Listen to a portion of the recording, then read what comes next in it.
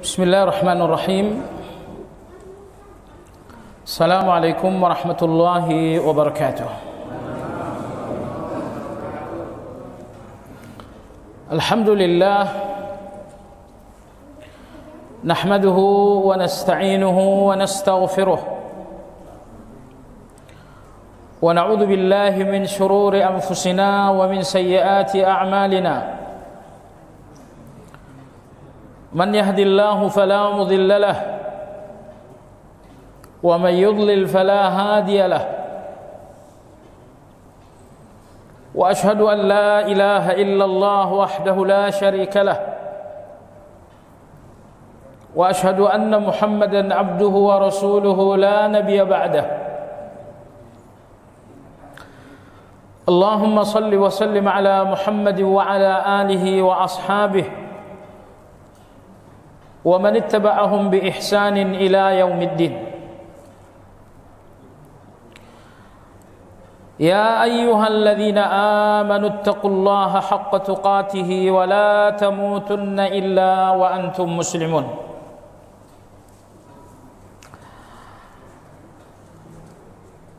Kaum muslimin wal muslimat rahimakumullah, seperti telah dimaklumatkan bahwa insyaallah dalam kesempatan ini kita akan melakukan kajian tarhib Ramadan. Tarhib dalam arti bahasa Indonesia penyambutan bulan Ramadan. Artinya dalam kajian ini kita ingin berbicara tentang bagaimana persiapan-persiapan seorang muslim dalam rangka menyambut Ramadan. Dalam hadis yang sahih diriwayatkan oleh Abu Sa'id Al-Khudri dan lain-lain bahwa dua orang bersahabat dari suku Bali menjumpai Nabi Shallallahu Alaihi Wasallam. Jadi kalau di Indonesia ada Pulau Bali, di zaman Nabi ada satu kabilah namanya kabilah Bali. Dua sahabat dari suku Bali ini kemudian masuk Islam di hadapan Nabi Shallallahu Alaihi Wasallam. Entah berapa saat kemudian salah satu dari keduanya tewas dalam sebuah pertempuran. Lalu setahun kemudian tewas pula yang kedua, wafat yang kedua melalui penyakit. Jadi yang pertama kali wafat sebagai syuhada. Tetapi wafat yang kedua setahun kemudian wafat karena penyakit.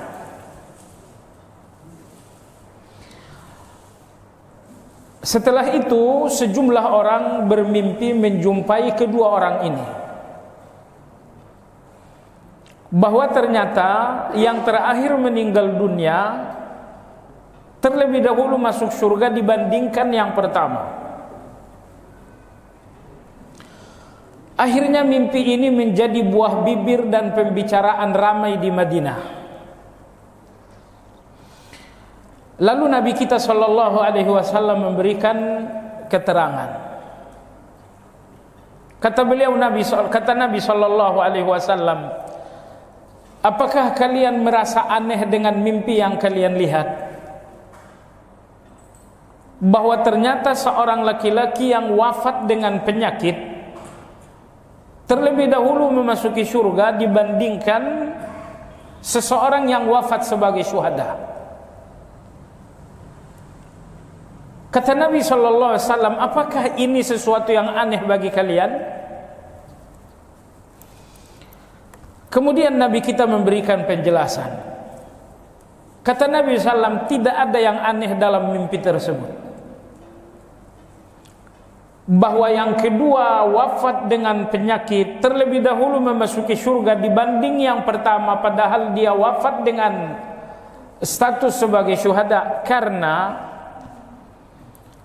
Bukankah yang kedua ini diberikan usia panjang selama setahun, sehingga dia lebih banyak menjalankan salat selama setahun dibanding yang pertama, sehingga dia pun lebih lama berpuasa dibanding yang pertama. Dia lebih banyak berpuasa selama setahun, dan dia lebih banyak melakukan salat selama setahun.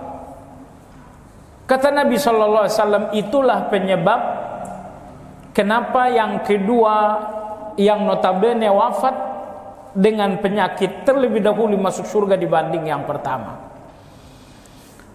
Jadi coba Anda perhatikan jamaah sekalian, panjang usia di dalam beramal saleh lebih baik daripada pendek usia walaupun mati sebagai syuhada. Saya ulangi sekali lagi, panjang usia tetapi syarat dengan amal-amal saleh lebih mulia, lebih baik daripada pendek usia walaupun mati sebagai syuhada. Lalu yang menarik bahwa laki-laki kedua terlebih dahulu memasuki surga, kata Nabi, karena dia melakukan salat selama setahun lebih banyak. Dia pun melakukan puasa 1 tahun lebih banyak daripada yang pertama. Jadi perhatikan bagaimana puasa setahun, bagaimana salat wajib selama setahun, akhirnya menjadi penyebab yang kedua ini terlebih dahulu memasuki surga daripada yang pertama, padahal yang pertama wafat sebagai syuhada. Maka jangan main-main dengan puasa dan dengan salat 5 waktu. Karena dengan menyempurnakan salat 5 waktu dan puasa Ramadan, lihatlah bagaimana yang kedua ini mengalahkan yang pertama yang wafat sebagai mati syahid. Jemaah sekalian yang saya hormati, Allah Tabaraka wa Ta'ala Hakimun, Maha bijaksana. Sehingga di dalam kebijaksanaan Allah itulah seluruh ibadah disyariatkan oleh Allah melalui satu proses berangsur-angsur. Jadi Allah tidak mengundang-undangkan ibadah sekaligus, tetapi secara bertahap dan gradual. Yang pertama kali diwajibkan oleh Allah kepada seluruh manusia adalah ibadah hati, yaitu tauhid. Selama 13 tahun tidak ada ibadah yang wajib bagi kaum muslimin lebih dari ibadah hati, yaitu tauhid. Lalu setelah 13 tahun kaum muslimin menjalani ibadah tauhid, Nabi kita genap berusia 53 tahun. Beliau pun diundang oleh Allah untuk perjalanan Isra wal Mi'raj, sehingga kemudian Allah pun membebankan tanggung jawab kewajiban yang kedua, yaitu salat.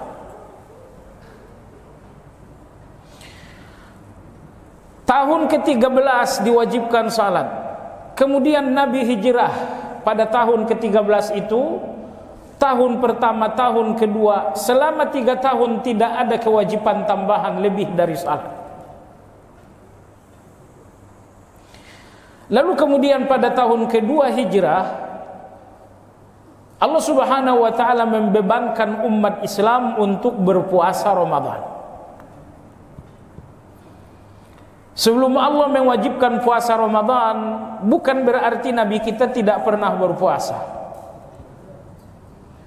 Dalam riwayat yang sahih, sebelum diwajibkan puasa Ramadan, Nabi kita rutin menjalankan puasa Ashura dan puasa Ayyamul Bid setiap bulan.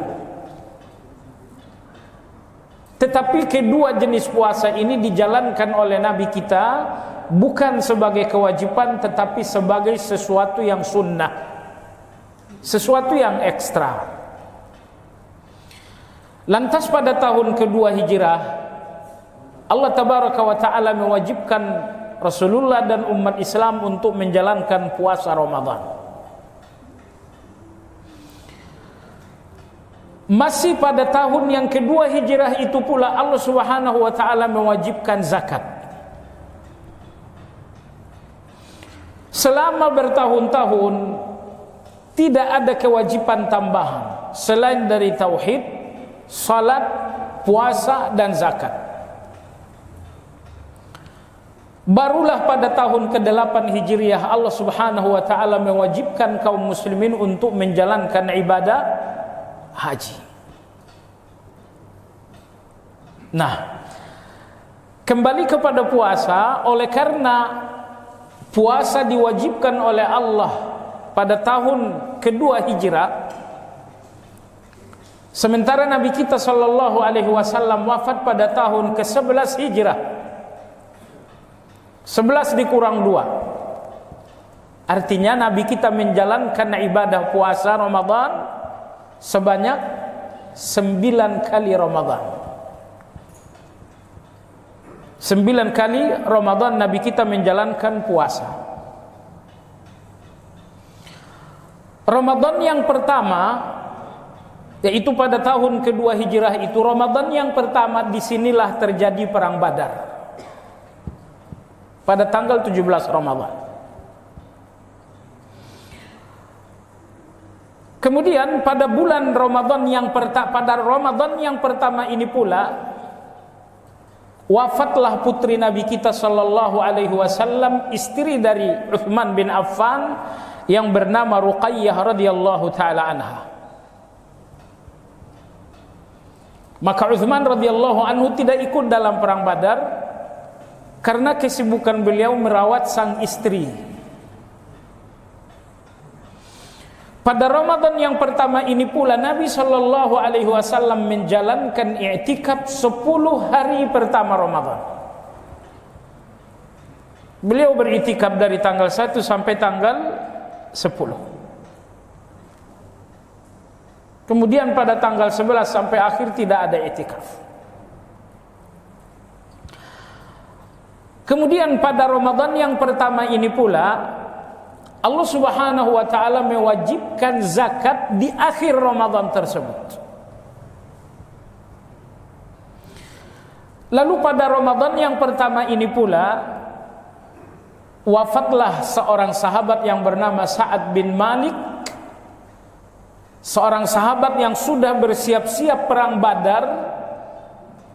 Ternyata beliau wafat sebelum perang Badar itu terjadi. Anda tahu bahwa perang Badar terjadi tanggal 17 Ramadan. Sebelum terjadi perang Badar, Sa'ad bin Malik yang telah bersiap-siap berjihad itu ternyata wafat. Dan dalam riwayat, karena dia telah bersiap-siap untuk berjihad, bahwa ternyata Nabi sallallahu alaihi wasallam memberikan bagiannya dari ghanimah. Pada Ramadan yang pertama ini pula Allah Subhanahu wa taala memerintahkan nabinya untuk menjalankan salat Idul Fitri. Allah berfirman dalam Al-Qur'an, "Walitukabbirullaha 'ala ma hadakum." Itulah beberapa peristiwa-peristiwa penting pada Ramadan yang pertama. Kemudian pada Ramadan yang kedua, Nabi sallallahu alaihi wasallam menjalankan puasa Ramadan itu di Madinah. Pernahkah Nabi kita safar keluar kota di bulan Ramadan? Jawabannya iya. Yaitu nanti akan kita sebutkan sewaktu terjadi penaklukan kota Makkah. Kemudian dalam sebuah riwayat juga dalam Sulhul Hudaybiyah. Walaupun Sulhul Hudaybiyah ini dikritisi oleh ulama-ulama. Pada Ramadan yang kedua ini Nabi menemukan sebuah kebahagiaan besar, yaitu kelahiran cucu terbesar beliau, yaitu Hasan bin Ali atau Hasan bin Fatimah radhiyallahu taala anhu. Pada Ramadan yang kedua ini pula Nabi sallallahu alaihi wasallam menikah dengan Hafsah binti Umar radhiyallahu anhu. Pada Ramadan yang kedua ini pula Nabi sallallahu alaihi wasallam menikah dengan Zainab bintu Khuzaimah radhiyallahu taala anha. Zainab bintu Khuzaimah dijuluki dengan Ummul Masakin, bunda orang-orang miskin. Disebabkan karena perhatian beliau yang sangat luar biasa terhadap orang miskin. Adapun Ramadan yang ketiga, pada Ramadan yang ketiga ini Nabi kita pun sangat berbahagia karena sebulan sebelum Ramadan, yaitu bulan Sya'ban, lahirlah cucu Nabi yang kedua, yaitu Husain bin Ali bin Fatimah radhiyallahu taala anhu. Pada Ramadan yang ketiga ini disebutkan dalam riwayat bahwa Nabi kita melakukan safar. Beliau tidak berada di Madinah, tapi beliau keluar kota. Hanya saja ahli-ahli sejarah tidak menemukan kepastian safar pada Ramadan yang ketiga itu kemana. 2 kali Nabi kita safar dalam Ramadan. Pertama beliau safar dalam Ramadan untuk penaklukan kota Mekah. Lalu kemudian beliau pun safar pada bulan Ramadan untuk perang Tabuk. Nah, adapun safar Ramadan pada Ramadan yang ketiga ini, ulama-ulama ahli sejarah tidak menemukan titik terang Nabi kita safar ke mana. Kemudian pada Ramadan yang keempat, Nabi sallallahu alaihi wasallam juga berada di Madinah, dan Ramadan yang keempat ini adalah Ramadan yang sangat kelam. Karena 1 bulan sebelum Ramadan, yaitu Sya'ban, terjadilah peristiwa yang dinamakan Hadithatul Ifki, yaitu sebuah tuduhan keji dari orang-orang munafik bahwa istri Nabi kita yang tak lain dari bunda kita Aisyah radhiyallahu anha dituduh melakukan selingkuh dengan Safwan bin Mu'attil. Terjadi di bulan Sya'ban, tetapi peristiwa kelam itu berlangsung di bulan Ramadan, dan barulah di bulan Syawal pada Ramadan yang keempat turun ayat dalam surat An-Nur yang membersihkan nama Aisyah radhiyallahu anha. Innal ladzina ja'u bil ifki usbatum minkum la tahsabuhu syarran lakum bal huwa khairul lakum, sampai akhir. Jamaah sekalian yang saya hormati, apabila Ramadan yang keempat ini sebuah kegelisahan bagi Nabi dan bagi kaum muslimin karena kasus yang dihembuskan oleh orang-orang munafik tadi, namun ternyata pada Ramadan yang keempat ini ada pula kebahagiaan tersendiri. Karena di bulan Ramadan yang keempat ini seorang wanita yang bernama Juwairiyah bintul Harith yang jatuh menjadi tawanan dan bagian bagi seorang sahabat yang bernama Thabit bin Qais. Tetapi Thabit bin Qais tetapi Juwairiyah radhiyallahu anha adalah anak dari kepala suku Banil Mustalik. Lalu Thabit bin Qais mengatakan, wahai Juwairiyah, kau adalah anak kepala suku, silahkan kau tebus kemerdekaanmu, lalu kemudian kau merdeka. Ternyata Juwairiyah radhiyallahu anha tidak mampu menebus diri untuk kemerdekaannya, maka dia menjumpai Nabi sallallahu alaihi wasallam pada bulan Ramadan itu. Beliau mengatakan, ya Rasulullah, aku jatuh menjadi tawanan pada Thabit bin Qais, dan dia memberikan aku pilihan kemerdekaan dengan catatan aku membayar sejumlah uang yang cukup besar, dan aku tidak punya uang. Sekiranya engkau berkenan, pinjamkanlah aku uang dan nanti aku cicil. Lalu Nabi sallallahu alaihi wasallam mengatakan, kau akan kupinjamkan uang, tapi kalau kau mau, kau bisa menjadi istriku. Dan tentu saja Juwairiyah radhiyallahu anha tidak menolak karena toh dalam sebuah mimpi dia menikah dengan seorang nabi, dan itu adalah Nabi Shallallahu Alaihi Wasallam. Pada Ramadan yang keempat ini jamaah sekalian, Nabi Shallallahu Alaihi Wasallam barulah menjalankan i'tikaf pada 10 terakhir. Ramadan yang kelima, Nabi menjalankan Ramadan yang kelima di Madinah. Ada sebuah riwayat pada Ramadan yang kelima ini beliau pergi ke Hudaybiyah, tapi riwayat itu tidak betul. Yang betul bahwa Ramadan yang kelima oleh Nabi SAW dilewati secara utuh di kota Madinah. Dan pada Ramadan yang kelima ini terjadi beberapa pencegatan yang dinamakan dengan Sariyah. Sariyah Zaid bin Harithah, kemudian yang kedua Sariyah Abdullah bin Rawaha.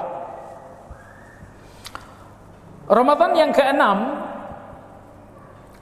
yang keenam adalah di mana Nabi Shallallahu Alaihi Wasallam kembali dari perang Khaybar.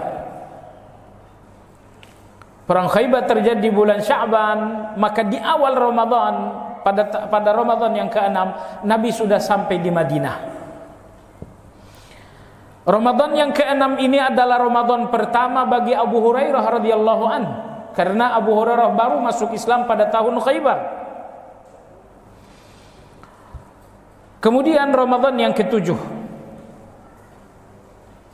Pada Ramadan yang ketujuh ini jamaah sekalian, Nabi Shallallahu Alaihi Wasallam bertolak menuju Mekah.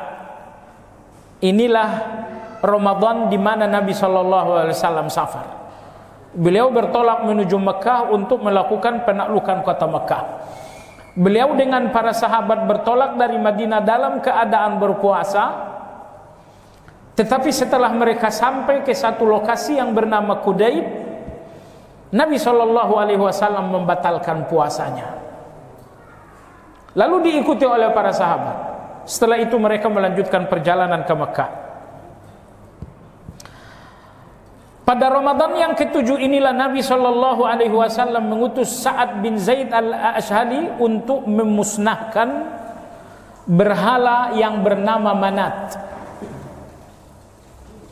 Pada Ramadan yang ketujuh ini pula Nabi mengutus Khalid bin Walid untuk memusnahkan berhala yang bernama Uzza. Pada Ramadan yang ketujuh ini pula Nabi SAW memerintahkan Amr bin As untuk memusnahkan berhala yang bernama Suwa.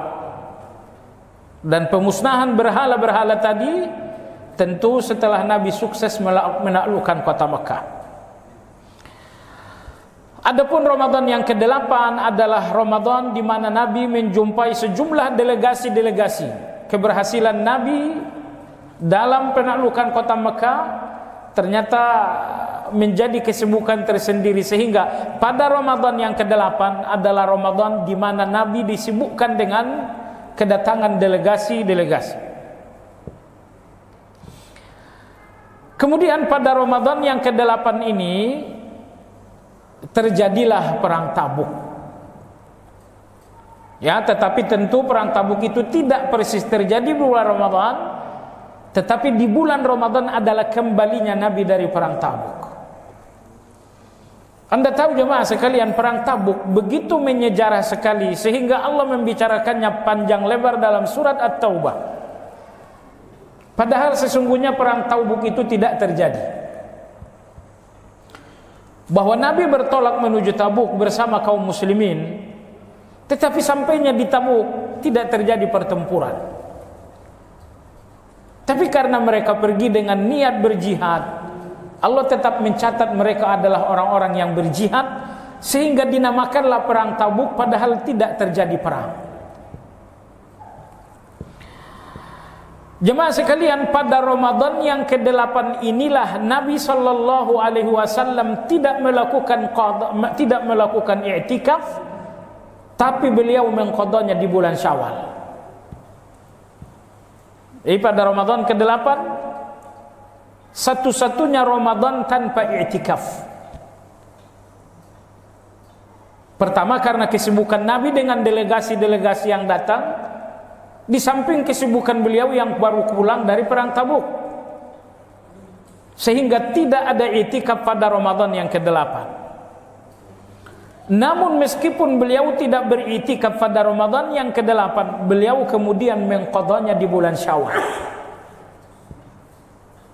Jadi agar Anda tahu, sejak Nabi menjalankan i'tikaf pada Ramadan yang pertama sampai yang terakhir, tidak pernah ada Ramadan tanpa i'tikaf.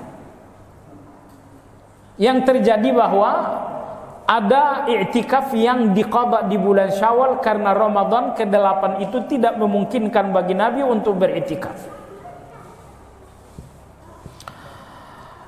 Jemaah sekalian yang saya hormati, pada Ramadan yang ke-8 inilah masuk Islam pula seorang pendeta Syria yang terkenal bernama Adi bin Hatim. Pada Ramadan ke-8 ini pula masuk Islam seorang yang bernama Wathilah ibnul Asqad. Lalu Ramadan yang terakhir adalah Ramadan yang ke-9.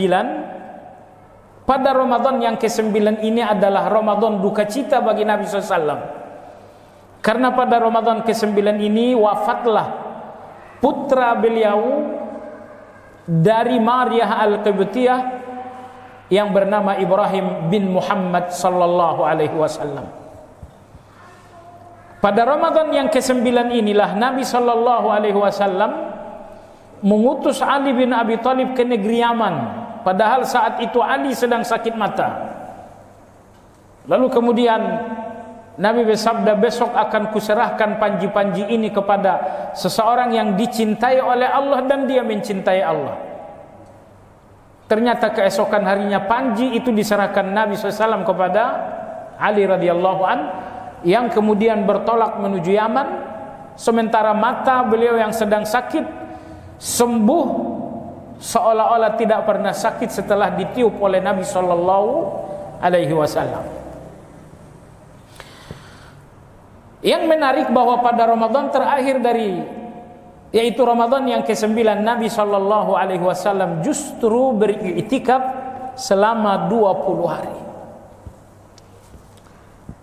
Jadi kalau biasanya beliau beriktikaf pada malam 21 sampai malam 30, justru pada Ramadan yang ke-9, Ramadan terakhir bagi Nabi SAW, beliau beriktikaf mulai dari malam ke-11 sampai terakhir.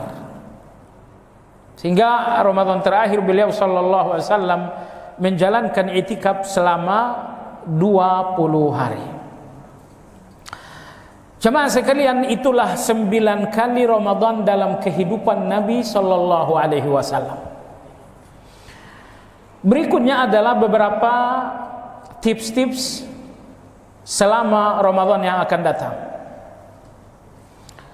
Kita tidak berbicara Ramadan dalam konteks dengan hukum fikih, karena hukum fikih Ramadan itu insya Allah sangat simple, sangat sederhana. Paling-paling pertanyaan yang terasa baru adalah apa hukumnya vaksinasi pada bulan Ramadan. Paling itu kasus yang baru. Saya tidak perlu jawab, Anda udah bisa jawab sendiri. Saya kira selain hukum vaksinasi di bulan Ramadan tidak ada hukum yang betul-betul baru. Baiklah jemaah sekalian yang saya hormati, mengenai tips-tips selama Ramadan. Adapun tips yang pertama, ista'in billah. Berdoalah kepada Allah Subhanahu wa taala, mintalah pertolongan Allah untuk bisa menjalankan seluruh ibadah-ibadah bulan Ramadan. Saya ingin katakan kepada antum semua jemaah sekalian, kelemahan kita dalam beribadah karena kita enggak pernah meminta kekuatan ibadah itu kepada Allah. Kita yang mengeluh, kenapa saya tidak bisa salat malam dengan rakaat yang banyak?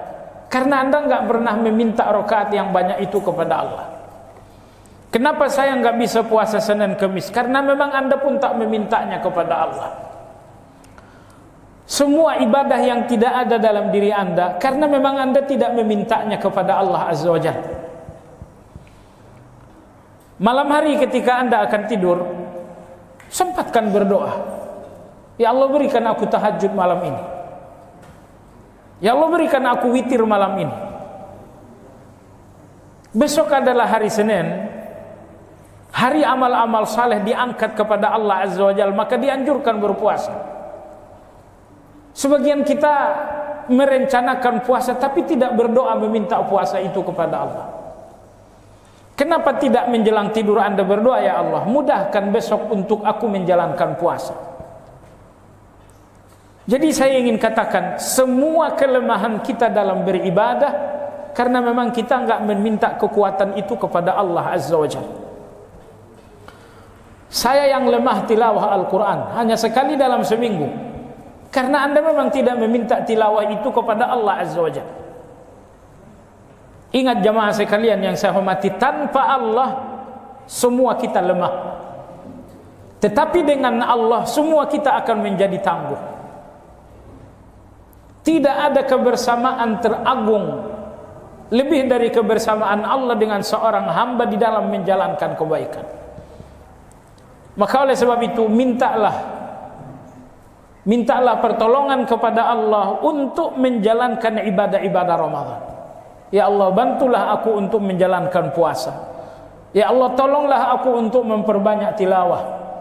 Ya Allah, bantulah aku untuk menyempurnakan salat malam. Ramadan ini jamaah sekalian musim ketaatan. Kalau di musim ketaatan Anda tidak panen kecuali dalam jumlah yang sedikit, Anda orang yang bangkrut. Pada suatu musim semua orang panen dengan hasil yang banyak. Orang yang paling rugi, mungkin juga orang yang paling dungu, adalah orang yang di musim panen dan tidak panen apa-apa. Musim panen dan dia enggak panen apa-apa, ini orang yang paling rugi. Orang yang dungu, sayangnya tidak ada di sini, adanya di sana. Maka jangan sampai di musim panen ini Anda enggak ikut panen. Tapi ingat, kalau ternyata dalam sehari hanya 1 halaman Al-Quran, itu bukan panen namanya. Itu terlalu biasa. Kalau dalam 1 hari misalnya sedekah Anda cuma 5.000, itu bukan panen. Apa yang Anda fahami dengan kata panen? Panen itu artinya banyak. Panen padi, artinya Anda dapat padi yang banyak. Kalau cuma dapat 1 kaleng, 2 kaleng, ini bukan panen namanya. Jadi jangan sampai orang-orang yang saleh, mereka panen salat malam, mereka panen tilawah Al-Quran, mereka panen sedekah, mereka panen istighfar, ternyata Anda tidak panen apa-apa. Itu nggak boleh terjadi. Ingat, boleh jadi Ramadan yang akan datang tidak ada. Ramadan yang akan datang, betul, tapi belum tentu dia datang untuk Anda. Kalau tahun ini Allah memilih Anda untuk memasuki Ramadan, ingat, jangan-jangan ini yang terakhir. Dan Nabi SAW selalu mewanti-wanti orang yang beramal agar melihat sebuah amal dengan amal yang terakhir. Ketika Anda sedang salat, jangan-jangan ini yang terakhir. Ketika Anda sedang tilawah, jangan-jangan ini yang terakhir. Ketika Anda berada di Ramadan, jangan-jangan ini yang terakhir.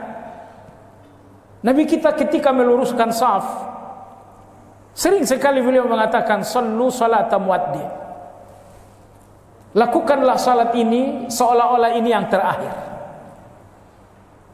Orang yang tidak melihat akhir akan mengabaikan waktu. Maka oleh sebab itu jamaah sekalian yang saya hormati, jangan-jangan Ramadan tahun ini adalah Ramadan terakhir Anda. Maksimallah. Tapi Anda tidak akan mampu maksimal dengan kekuatan Anda, namun dengan kekuatan Allah. Dan Allah akan memberikan kekuatannya di dalam kelemahan Anda saat Anda meminta kekuatan itu kepada Allah. Dan di antara doa terbaik dalam hal ini adalah doa yang diajarkan oleh Nabi SAW kepada Muadz. Allahumma a'inni ala dzikrika wa syukrika wa husni ibadatika. Setiap kali Anda merasakan kelemahan diri melakukan ibadah, Anda merasakan lemahnya diri melakukan salat malam, Anda merasakan lemahnya diri memperbanyak tilawah, kapanpun anda sadari kelemahan diri, segera berdoa. Allahumma a'inni ala dzikrika wa syukrika wa husni ibadatika. Ibnu Qayyim rahimahullah berkata, orang yang paling berbahagia adalah ahlul ibadah wa ahlul isti'anah. Adalah orang yang banyak ibadah dan orang yang terus beristi'anah. Isti'anah artinya minta tolong kepada Allah. Tidak ada ibadah tanpa pertolongan Allah. Maka apabila anda termasuk orang yang isti'anah, selalu minta pertolongan Allah untuk ibadah, anda akan menjadi ahlul ibadah. Maka Allah dalam Al-Fatihah menyebutkan nasta'in, lan na'budu, iyyaka na'budu wa iyyaka nasta'in. Karena tidak ada ibadah tanpa nasta'in, isti'anah. Orang-orang yang miskin ibadah karena mereka lemah dalam isti'anah. Orang-orang yang lemah dalam na'budu karena mereka pun lemah dalam nasta'in. Maka sekali lagi, kapanpun anda merasakan kelemahan diri dalam mentaati Allah, segera berdoa. Allahumma a'inni ala dzikrika wa syukrika wa husni ibadatika. Ya Allah, berikan aku pertolonganmu ala dzikrika, agar aku selalu membasahi lisan ini dengan zikir. Wa syukrika, agar aku selalu mampu bersyukur atas nikmat-nikmatmu. Wa husni ibadatika, dan agar aku selalu mampu memperbaiki ibadahku kepadamu. Maka tips yang pertama jamaah sekalian, lakukan isti'anah. Mintalah pertolongan Allah di setiap ibadah-ibadah. Datang Ramadan pertama, malam pertama Ramadan, minta pertolongan kepada Allah. Datang malam kedua dalam Ramadan, minta pertolongan. Malam yang ketiga, minta pertolongan. Setiap kali datang malam yang baru, hari yang baru dalam Ramadan, masukilah malam dan hari yang baru Ramadan itu dengan doa. Ya Allah, tanpa pertolonganmu aku tetaplah orang yang lemah, tak mampu melakukan apa-apa. A'inni ala dzikrika wa syukrika wa husni ibadatika. Berikan aku pertolonganmu agar hari ini adalah hari berzikir, agar hari ini adalah hari syukur, agar hari ini adalah hari di mana aku memperbanyak dan memperindah ibadah kepadamu. Ini tips yang pertama. Tips yang kedua jemaah sekalian, kun mukhlisan. Jaga keikhlasan. Di bulan Ramadan anda melakukan salat, membacakan Al-Quran, kemudian anda bersedekah. Saya sangat yakin anda adalah orang-orang yang insya Allah akan panen. Tapi jemaah sekalian, anda tidak panen dengan lahiriah, di mana anda melakukan ibadah ini, tapi anda akan panen dengan hati, di mana anda ikhlas melakukan semuanya. Maka ketika anda melakukan salat tarawih, pastikan ini adalah keikhlasan. Ketika anda memberikan buka puasa, pastikan bahwa ini adalah keikhlasan. Maka tips yang kedua, pastikan semua ibadah-ibadah anda selama Ramadan semuanya adalah keikhlasan karena Allah Azza wa Jalla. Komat azan dulu. Stop.